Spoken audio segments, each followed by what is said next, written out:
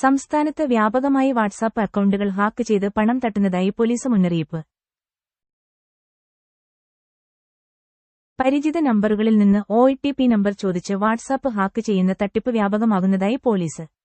സംസ്ഥാനത്ത് ഇത്തരത്തിൽ വ്യാപകമായി വാട്സാപ്പ് അക്കൗണ്ടുകൾ ഹാക്ക് ചെയ്ത് പണം തട്ടുന്നതായി പോലീസ് മുന്നറിയിപ്പ് നൽകി. ഒരു 6 OTP നമ്പർ SMS ആയി അബദ്ധത്തിൽ അയച്ചിട്ടുണ്ടെന്നും അത് വാട്സാപ്പിൽ ഫോർവേഡ് ചെയ്ത് നൽകാനും ആവശ്യപ്പെട്ട് പരിചയമുള്ള നമ്പറുകളിൽ നിന്നാണ് തട്ടിപ്പ് മെസ്സേജ് വരുന്നത്. നമുക്ക് പരിചയമുള്ള, നേരത്തെ ഹാക്ക് ചെയ്യപ്പെട്ട ആളുകളുടെ നമ്പറുകളിൽ നിന്നാകും ഇത്തരത്തിൽ മെസ്സേജ് വരുന്നത്.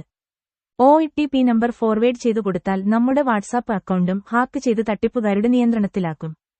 തുടർന്ന് നമ്മൾ ഉൾപ്പെട്ടിട്ടുള്ള വാട്സാപ്പ് ഗ്രൂപ്പുകളിലെയും നമ്മുടെ കോണ്ടാക്ട് ലിസ്റ്റിലെ അംഗങ്ങൾക്കും ഇത്തരത്തിൽ OTP ആവശ്യപ്പെട്ടുള്ള സന്ദേശങ്ങളും പണം ആവശ്യപ്പെട്ടുള്ള സന്ദേശങ്ങളും അയക്കുന്നതാണ് തട്ടിപ്പിന്റെ രീതി.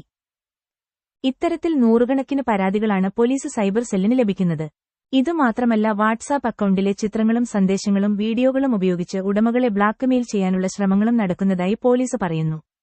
OTP നമ്പർ ആവശ്യപ്പെട്ട് നമുക്ക് പരിചയമുള്ള ആളുകൾ മെസ്സേജ് അയച്ചാൽ പോലും മറുപടി നൽകരുതെന്നാണ് പോലീസിന്റെ മുന്നറിയിപ്പ്.